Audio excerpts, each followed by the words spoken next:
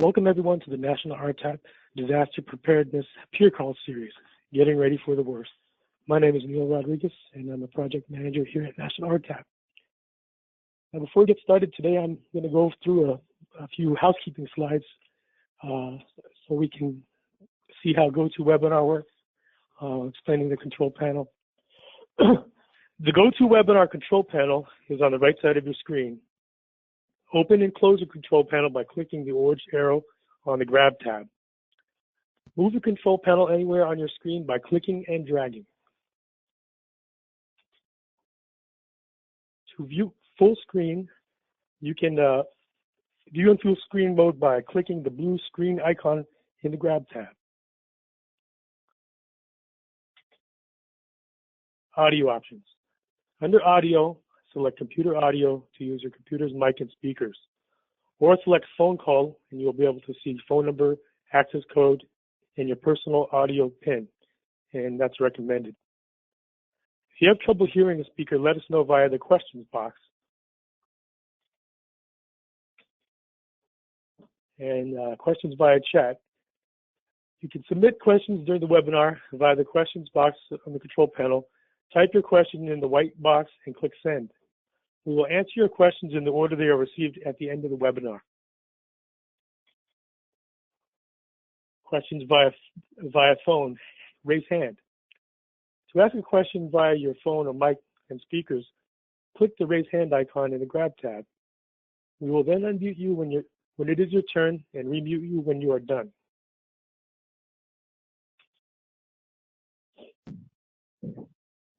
You can download the presentation slides from this webinar via handouts in the control panel. The slides will also be available at the nationalrtap.org/webinars with a recording within 1 week.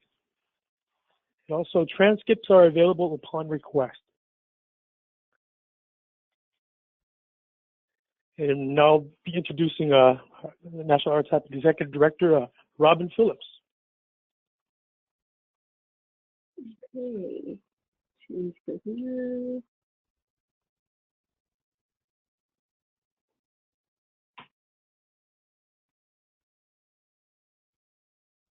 Welcome everybody, and thank you for joining us today. This is sort of a joint production between National RTAP and SWTA, which is, we'll get to in a minute. Kristen Joyner, the executive director of SWTA, is here, and Michelle Horne from Louisiana DOT, and also Jamie Ainsworth from Louisiana DOT. And they have, as most people know, survived a lot in Louisiana in the last 10 years. It seems like every year they get their share and more of disaster. This is the first in a series that Kristen and I have been working on finding materials for and good examples to talk about preparation, response, and recovery. You know, what are the things that need to happen at each stage that when you have a disaster in your area, you're involved in each of these things that you need to think ahead about what can happen. You are often called upon to do things in an emergency, and what are those things, and how does that work with your program, or how do you work with the emergency management and the state program?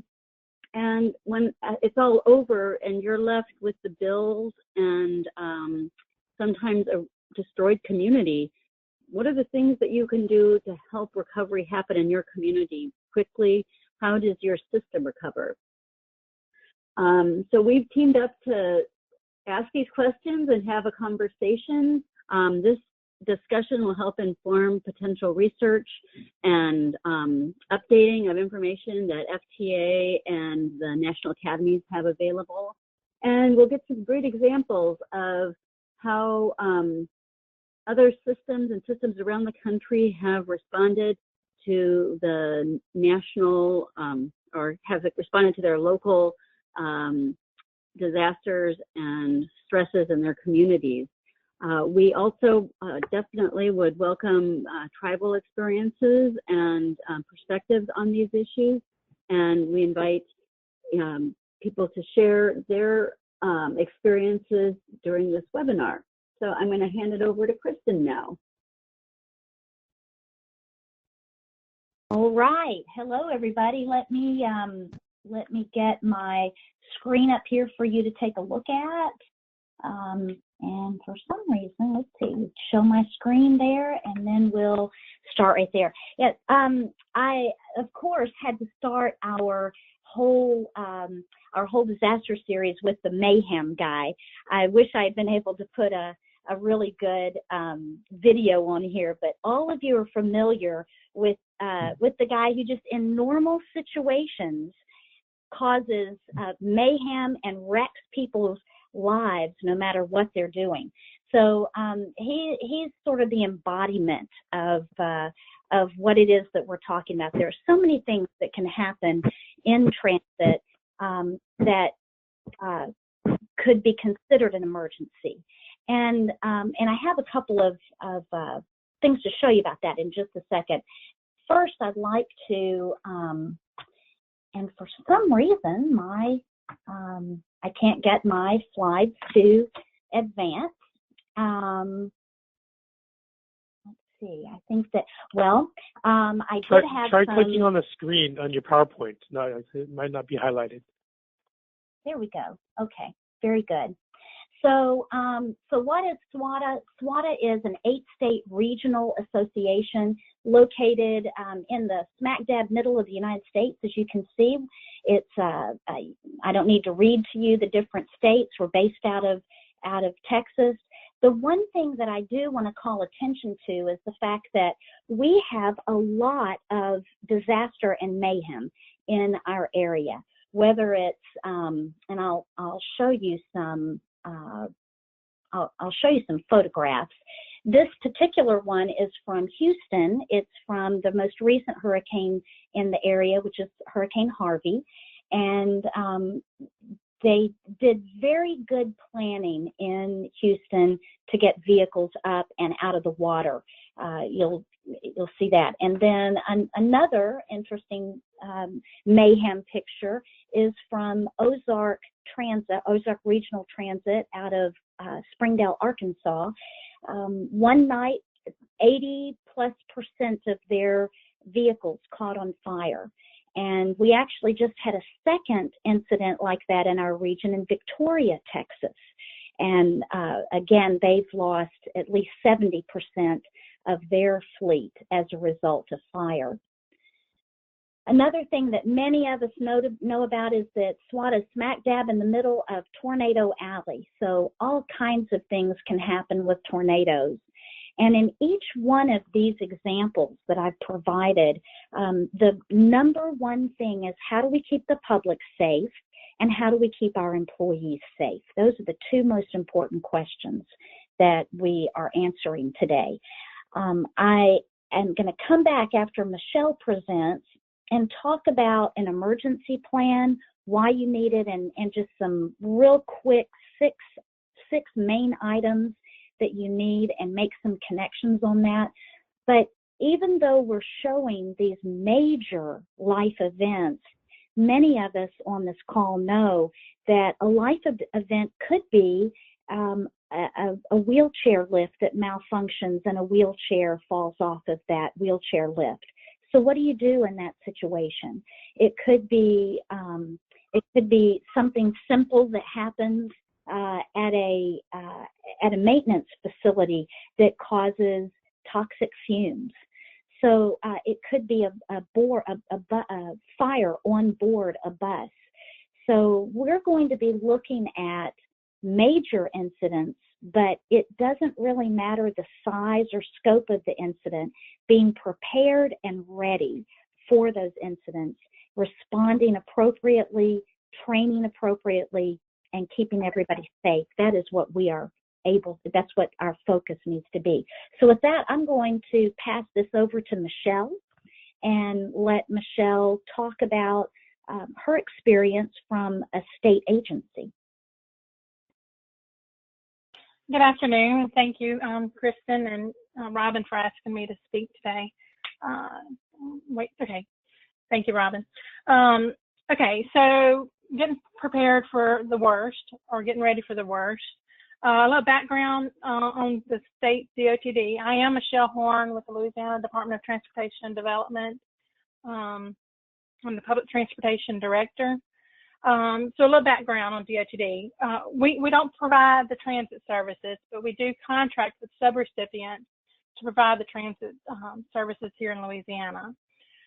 We conduct the procurement and the purchase of the vehicles on behalf of the subrecipients, and the vehicles are titled to the recipient. So none of the vehicles are titled to us. It's titled to the recipient, and then the subrecipient, which is typically the transit provider with our rural transportation operators, are the ones out there that's providing the service. DOTD expects the subrecipients to establish working relationships and enter into memorandum of understanding with the local emergency preparedness operations in their parish. Next slide, please. So the four primary topics for today's discussion: what role can the state DOTs play in helping subrecipients respond to potential disasters? What does Louisiana do to assist subrecipients in protecting their vehicles? How does DOTD staff stay safe so they are prepared to help? And what to document for reimbursement? Next slide. Okay. So the most important thing during a disaster is communication. So we have communication before, during, and after. Louisiana is known for hurricanes and most recently the floods. And actually today and yesterday we're off with snow, which is very unusual here in Louisiana. So we talk about the threat all year. We have directors meetings, we have conferences and training workshops. And during those trainings, we have topics on how to keep your vehicles safe and secure during emergencies, as well as your employees. We review policies and procedures as part of the application process and in the annual compliance during our site visits. We ensure the policies and safety plans include contact information for emergency personnel in the parish, and that the procedure is part of their internal training, that they have cell phone numbers, and I think that's on the next slide. We require our transit directors to have their contact information uploaded into our system, our web-based reporting system, so that Jamie and I or any of the staff at DOTD can access it during an emergency. We also print those out and have those at home with us in case there's no electricity or the website goes down. We send out emails when there's potential weather conditions threats. We call, we ensure that the people are safe and that the property is in order, and request service data during the event. Protecting the vehicles, we review policies and procedures, like I said, review their annual safety and security plans. We encourage participation in safety training that is part of their regular cycle of driver training throughout the year. We discuss options with agencies on their storage and where they're keeping the vehicles if something would happen. Having various locations lessens the total loss of the vehicles. Like I said earlier, the fleet is not titled to DOTD, so all the vehicles are the responsibility of the title holder, which is the transit provider or the contractor. Next slide. As far as DOTD staff, DOTD has an emergency response section outside of the public transportation section, and they provide employee notifications for planning, work closures, and emergency management information. The public transportation staff is assigned to emergency response as a subject matter. So they have our cell numbers. They're able to get in contact with us if they need to reach one of the transit providers out in the parish to go out and assist with evacuations. And we're in contact with that transit provider's executive director, which in turn is also supposed to be in contact with their local emergency office preparedness. Next slide. So documentation. FEMA is is a mystery. Even with multiple FEMA-involved events in Louisiana, things are still uncertain of what you need to, or how you go about reporting. When there is a vehicle loss, we do ask that the agency first contact their local or their insurance and make a claim, file a claim through their insurance. If the vehicle has met its useful life, and can be, or has met the useful life and can be disposed of, then the agency, once they've made their insurance claim, they're required to replace the vehicle. And of course, we do the procurement process, so it does go through DOTD at that point. Confusion on whether the local reimbursement is submitted with local FEMA requests or through DOTD emergency response section. A lot of that has to do with who's requested the agency to respond to the emergency. We encourage and require that our agencies are in contact with their local emergency preparedness within the parish during these times. And then we ask that they document the days of service, number of rides, the cost of the emergency services, the geographic location or region and area served, who requested the emergency. They need to document their driver's salary and fuel. If the driver will keep a daily journal, that will help with putting timelines together after the event, and you may have to use this when presenting or making a claim through FEMA. Next slide. And then following the event, communication is most important. We are in contact with them before the event and as well as during and after the event. Encourage them to be in constant contact with their emergency and community leadership. Other agencies, they can provide assistance for the shelters. We ask that they make sure that the shelters have their contact information for helping with transportation during the event, as well as getting people to and from doctor's appointments or grocery stores after the emergency.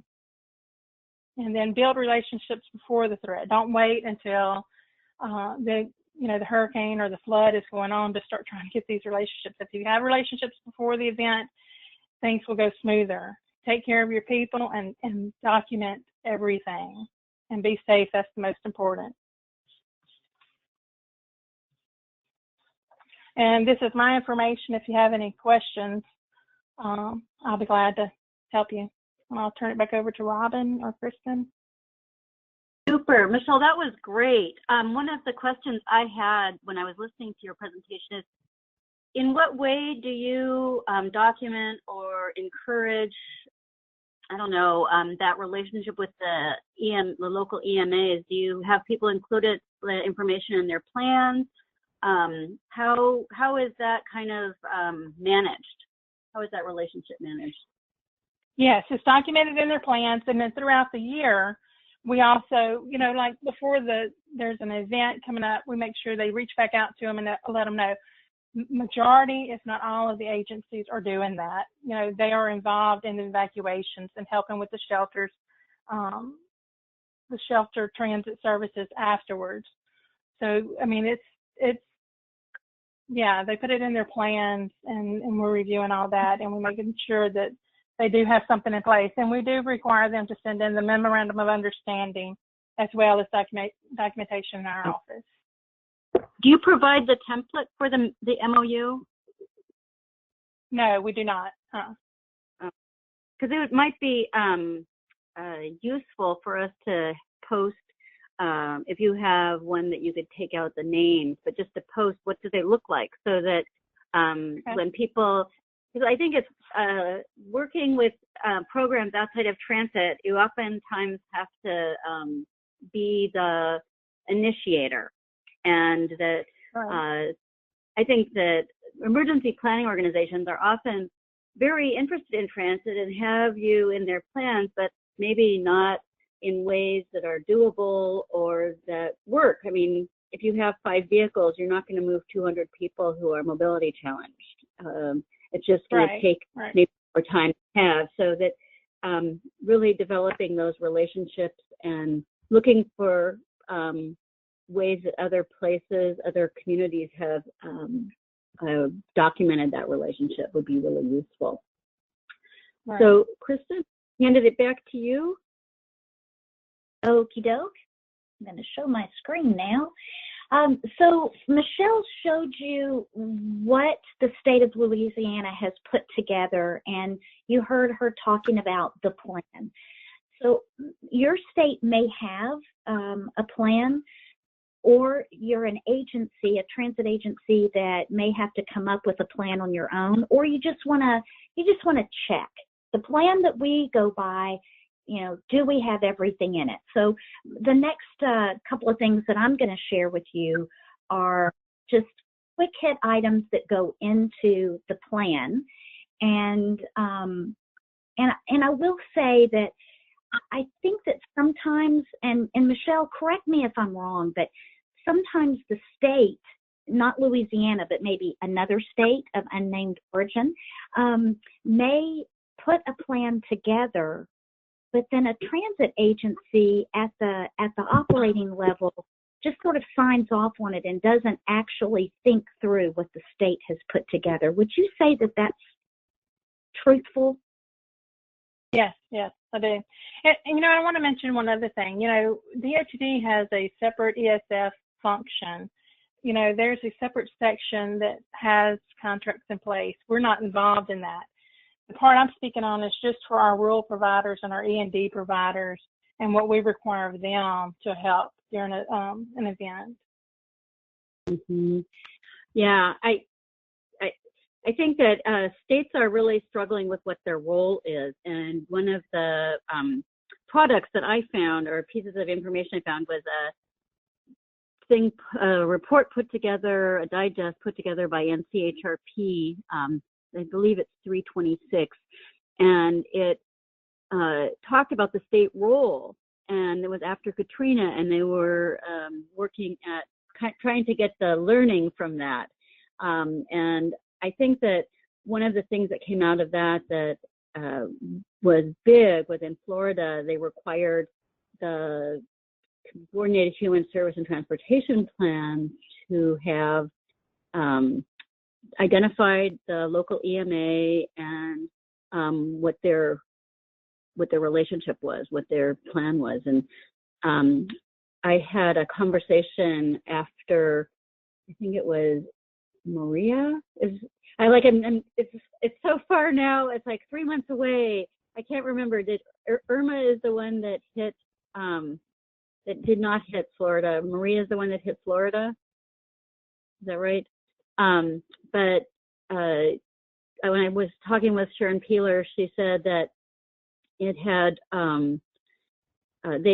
their dispatcher was sitting at the local EMA, and that happened at the point, not when everything got bad, but before then, when they had the warning and they were trying to work with the state DOT on implementing their emergency planning, that at that time she had her dispatcher there so that they had all the knowledge about the vehicles and where they were at the point where the emergency responders were being dispatched. They were able to make that connection. So I think that there's pieces where, you know, this has been put together in other places, but we want to see how help spread that type of response and coordination. And I think, Robin, sometimes when people, you're so caught up in the day-to-day operations of a transit agency that it is sometimes difficult to stop and think about what are the emergencies that could impact my agency. And, you know, we are talking again about pretty big things right now, hurricanes and fires and floods and tornadoes. But again, for a small agency, something that a large agency might pass off as, oh, that was just a little something that happened, could really be quite detrimental to a small agency. And it is imperative that we stop and take the time to think about this. And this is why the plan is so important. So I'm going to start with just a couple of ideas about the guidelines. when you're putting together your guidelines, it needs to include written policies that address the life and safety of your passengers and your employees. So you think about it as your external customers and your internal customers. How do you keep both of those customers safe, your passengers and your employees? In the guidelines that you're going to put together, you want to do analysis, vulnerability to hazards, and what is the written emergency response for each one of these. When we get into talking about the Transit Agency Emergency Management Overview, I did pull this out of a document that you guys are going to have access to here pretty soon from Kansas, but I wanted to touch on these items that are specifically in that the Transit Agency Emergency Management Overview. So what do we mean by definition of your transit agency's jurisdiction and service area? You've got to make that very clear so that you don't end up covering extra counties that maybe you aren't allowed to go into, aren't recognized. There could be, it is nice to be available for others, but it could cost a lot of money if you do that. You might not be reimbursed for that. So you need to put all those kinds of things in the plan and find out if there is going to be a reimbursement afterwards.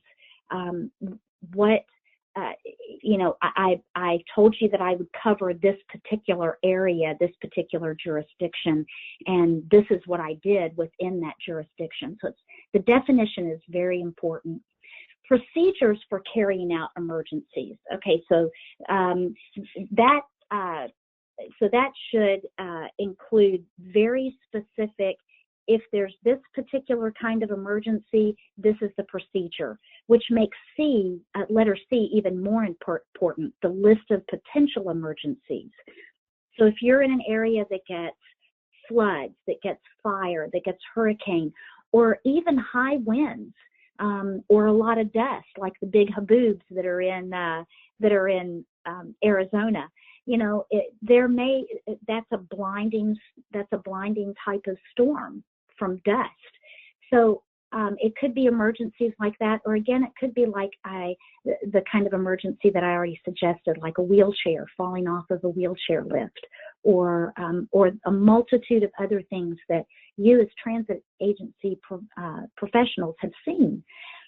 So you want to make sure you list those emergencies and then have a procedure for every single one of them. You want to have a process for how the agency is going to respond. So in the incidence of, say, someone falling inside of a vehicle, does your driver, do they call supervisor or do they call 911? And to what extent are your operators trained to make that determination? What guidelines have you given them? Again, that goes to E, internal and external notification. So depending on the kind of emergency, do you keep it in-house just within your agency, or does the mayor need to be notified? Does a congressman need to be notified? What about the police chief or the sheriff's department or EMS? So, and top level at those. So who exactly needs to be notified? On the on-site and on-scene coordination, it flows also with the on-scene investigation process. Those two things go together. When we were teaching a class in El Paso, it was actually on accident investigation, and we invited some folks from the local police department in El Paso to come in and speak and be a part of the class. They were fascinated by what we were teaching and what happens actually in a transit operation. Up until that point, there hadn't been a lot of communication. Even though they're both city departments, there hadn't been a lot of communication between police and the transit operation. The difficulty with that is someone from the transit agency shows up on site to take photographs, but the police, they don't They don't believe that that the person is qualified to be on scene. How do they know that you're qualified? How do they even know that you are the right person? Do you have some kind of identifying vest? Have you been through some training with the police department? Have you had some sit-down conversations that say, we will not disturb anything in the scene, in the accident scene, because we know you're investigating it as a crime. What we need to take photographs of are the area for our insurance purposes. So it's having that dialogue and making sure everyone on scene knows what needs to happen and when. So restoration of service. Going back to the fire that was in Northwest Arkansas at Ozark Regional Transit, Joel Gardner, his whole goal was getting service back up to speed instantly. As in Victoria, Texas, Lisa is working on that same thing right now. And having relationships and partnerships with your DOT, with the surrounding transit agencies in your state, in your area, so that you can call and say, hey, do you have some vehicles on site that we can borrow until we get service back up, or until I'm able to get replacement of vehicles? I know that in Houston, they were able, Harris County Transit Services, they were able to borrow school buses, because school buses are built a little differently and better able to handle some of the flooding. And even in the rescue operations in Houston, there was an organization that actually borrowed a Humvee that Houston Metro owns, so that they could get in and carry out rescue operations. You've got to think about who are your partners and how do you get service restored? What is the process on that?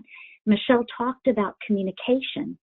So many times communication shuts down, and you have your customers, your passengers who need to get to dialysis, and they can't reach you because of communication issues. So who do you get with so that you can restore even basic communication to talk to someone who needs dialysis? Then on down at I have debriefing on lessons learned. It says lessons earned on my screen, and I will change that before I send this piece over to National RTAP. But debriefing on lessons learned is very important, so that you don't make the same mistakes twice, so that you over-prepare for the next time. And then knowing what reporting is necessary for both your insurance company, your DOT, FTA. Transit agencies have a lot of people that they have to report to and keep abreast of things. So what's needed? You need to ask those questions ahead of time. Going back to what goes into the plan, we're on point 3, which is transit emergency response. Again, how does dispatch respond? Are they responsible for assigning vehicles and routes and notifying family members of affected passengers? Within maintenance, they might maintain an inventory of vehicles and equipment that could be used during an emergency. So you need to figure out who within your organization can do what. And one thing that is drilled over and over is it can't be the GM, the CEO, the transit director doing all of this. As a transit director, GM, CEO, you need to make sure you're letting go and letting your people and their departments do their job. The fourth point, transit support for community emergencies. I think that transit does not do a good job of telling why they're important within a community. Now is the time to go meet with your mayor, your city council, your congressman, your police department, your EMS, and you need to let them know that you are an important asset to the community, not just getting people to work, not just getting people to education and healthcare, but you are important in an emergency, and this is how and why, and this is what we want to do. This is our goal. The fifth bullet point says emergency management training.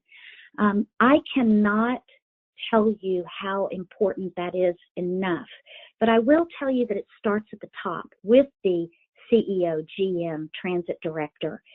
Susan is the CEO, GM in Topeka. And one thing that she recently did is she had mandatory fire extinguisher training for everyone. And she got out into the maintenance yard and she had the fire department come over and show everybody in their organization how do you actually use a fire extinguisher, and let's practice it. Don't just do it in your head. Let's practice it. So you might want to think about what kind of emergency management training you need to put into place so that you're actually, when push comes to shove, people aren't scurrying around trying to figure it out. They actually can respond at the drop of a hat. Then plan management. Your plan has to be reviewed. Once you've gone through it, you've got to manage it by reviewing it, testing it, checking it for adequacy, feasibility, completeness, and compliance. Those are my thoughts on what goes into the plan. Do we have any questions? I'm going to stop for a second and see if there are any thoughts that you have. It looks like we have a question in our question box. We've got a couple. So, are transit agencies encouraged to take FEMA courses online and in the community? So, Michelle, maybe that one could go to you. Have you heard of a FEMA training for transit? We have not. Not that I'm aware of. I know the NTI class, which is so in the side pane, we have the handout. The first handout is the Kansas University RTAP Transporter Emergency Planning, but that came from the NTI, was a sort of a synopsis of the NTI course, which people can bring to their state. And the other thing I wanted to ask Michelle and Jamie is, how has this type of emergency planning been worked into, or how is it related to your safety management system planning, the new FTA emergency planning? Jamie, you want to take that one? Sure, I'll chime in. So whether it's fortunate or not, because we have a history of tragedy, there are folks at the very local level who understand the importance. So a lot of what's coming out with FTA's safety management systems training is really reiterating the fact that it is important at all levels. We're a little ahead of the game because all levels do understand the importance. It seems oversimplified, but it's communicating the plan both from the state level down and communicating the local plan up through the parish. We're using all the new tools that come out to kind of reestablish ourselves and continue to pass that education down. So far, so good. I think there's TSI courses that are out there that some of our DOTD staff has started to participate in.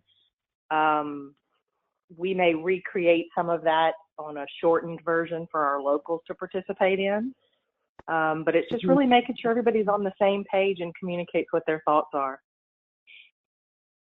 I had another question that has come up in other contexts about this disaster is, when you've been getting reimbursed, have you had issues with getting reimbursement with 5310s versus 5311s?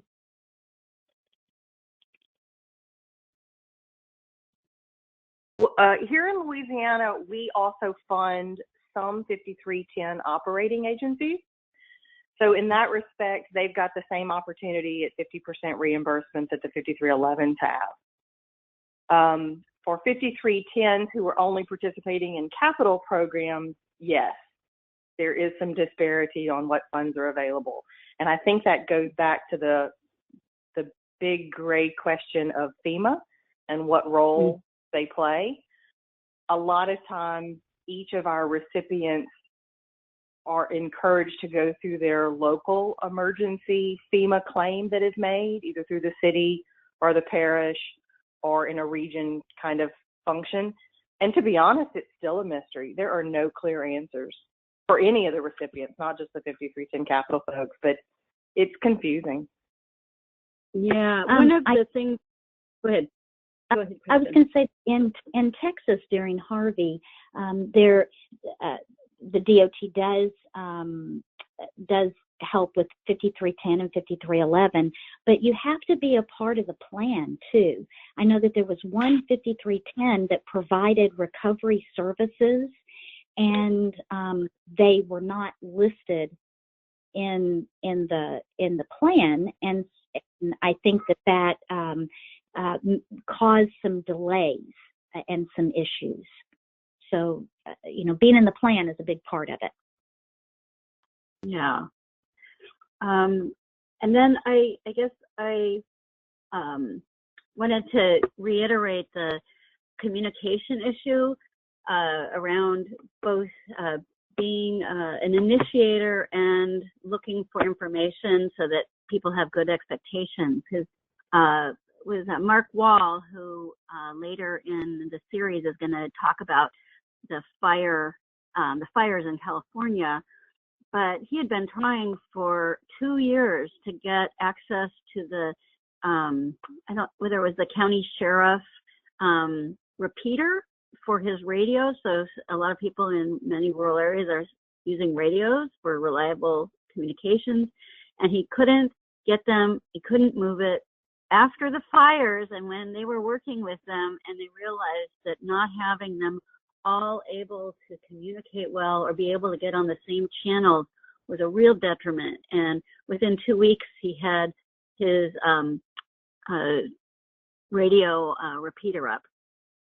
So I think that, in some ways, as Jamie was saying, that it's terrible that these emergencies have happened, but you have, because you have had to deal with this so many times, you've also learned some of the tricks. And so I think for each of you who are on the phone that haven't made that, that communication, you haven't reached out to your local EMA, whether it's tribal emergency management, the sheriff, whoever in your community is that emergency management agency, it's important to do that. And take your draft plans. Now that we're putting these plans together for FTA, what are ways that we can use those as tools to connect with other agencies? If you're working with human service agencies, how do their emergency plans and your emergency plans work together? Because oftentimes the social service and emergency, I saw that with Hurricane Harvey, is that you had the EMS people going and picking up people in wheelchairs who were in their houses still. Well, you have oftentimes, as the transit agency, a list of people that you've transported and that need transport within the area. So you can be a really active participant in the preparations, but also in the response. And I think it's very, as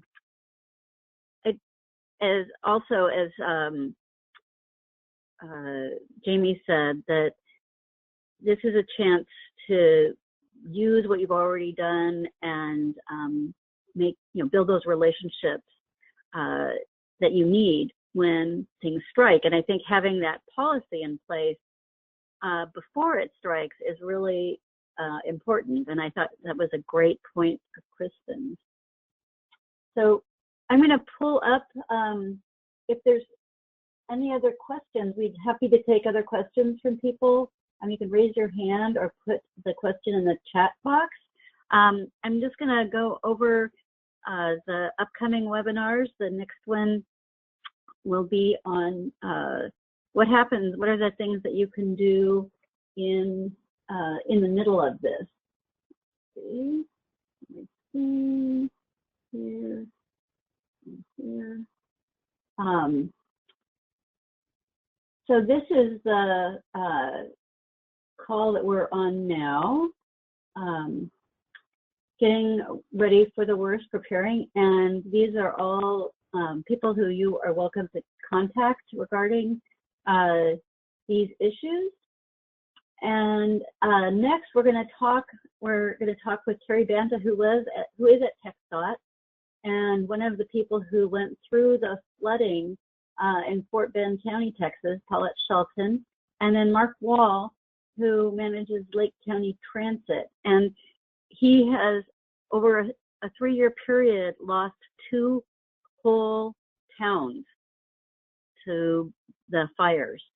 And he has some very good ideas about how you can work with emergency response and engage with the emergency management team. And if anyone on the phone has particular things that you're interested in, or emergency situations you'd like to get people to respond to or provide information about their experience with, please send us a note, drop us a line, we'll get that into the discussion. And the final one, which I think we're just finalizing the schedule for it, but it's how do you look at your plans and decide what worked and what didn't, and what are the ways that you're able to debrief what happened and work to help your community recover. I believe Kristen has some good stories about vehicles and replacing vehicles, and it's very useful to know what's worked for people when they've had to replace a whole fleet.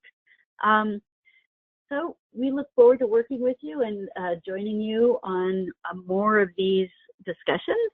And is there any other questions? Robin, do you mind if before we go, I just real quickly talk a little bit about the annual conference and what we're doing on disaster preparedness? That is a great idea. I'm handing the screen back to you.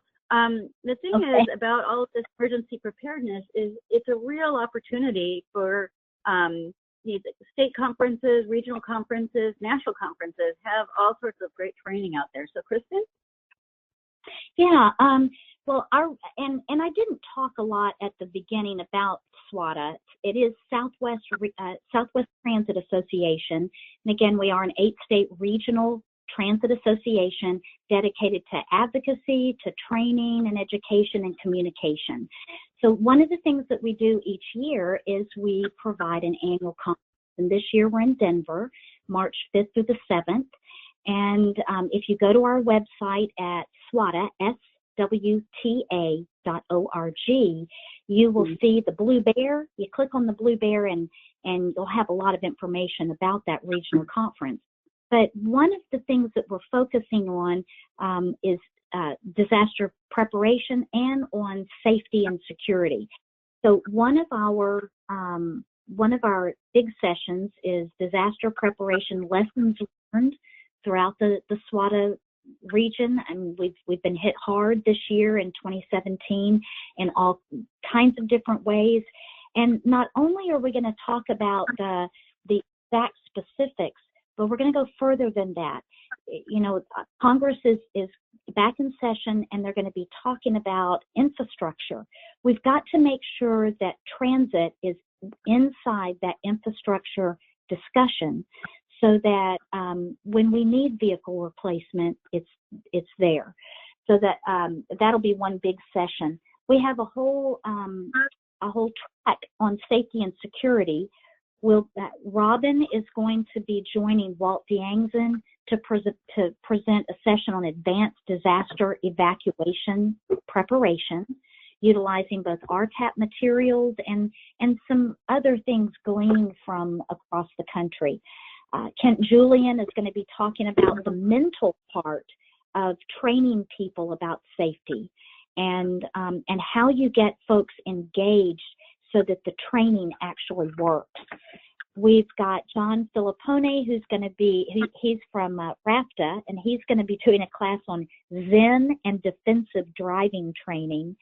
And then finally, we'll be back with Walt, and he's going to talk about SMS, Pillar 4, how do you market safety, both outside of your organization, but sometimes more importantly, inside the organization? That's where we're going with this topic of disasters, disaster preparedness, safety, and security. I hope that you'll check out the rest of the conference as well. Go to SWTA.org. Thanks, Robin. Yeah. Oh, you know what? I'm just going through the questions. I haven't figured out how to make this big on my screen yet. So for both Kristen and Michelle, would you be able to make these slides available on our website? Yes. Yeah, that would be great. Super. And then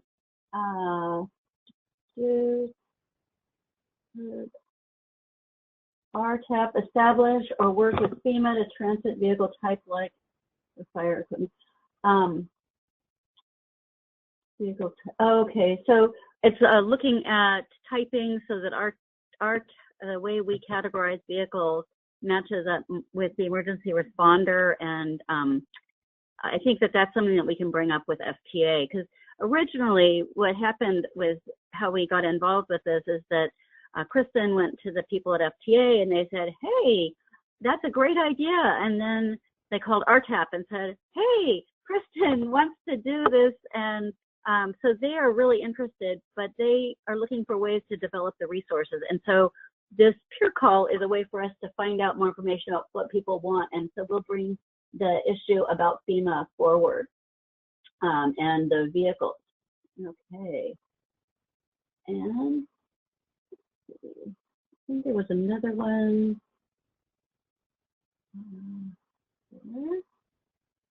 What about interoperability? What about interoperability with local emergency response and alternate communication systems when phones, cell phones, power out, internet or power goes out? So that's where, I mean, basically, I know that there's ham radios. Alternative power sources can power your radio system. And that's where I think transit and the local EMA really need to engage with that, so that, I mean, because that's always a big issue, and it's an expensive issue, and it's one where coordinating has to happen to respond to emergencies. So we'll move that question forward and see how that's being tackled in the upcoming webinars. Thank you very much for the question. And let's see.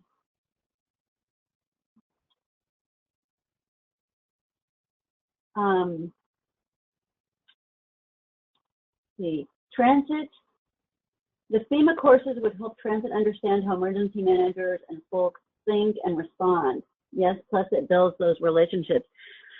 I think that's true, that there's a command hierarchy and protocol that all emergency responders work from in an emergency, and having the people on your staff aware of that, and even if they aren't trained emergency management people, understand the structure that emergency response is in, because it's like Kristen said, if you walk up to them and you say, hey, I want to help, but you're not in the plan, then they don't know how to use you, they don't know what you can do, and then if you do things, you may not be reimbursed. So these are all the things that we should be thinking about now before our next disaster hits. And unfortunately, it seems there are plenty of disasters that have happened. We had a 5 major storm hurricane season this last year. The fires in California were historic.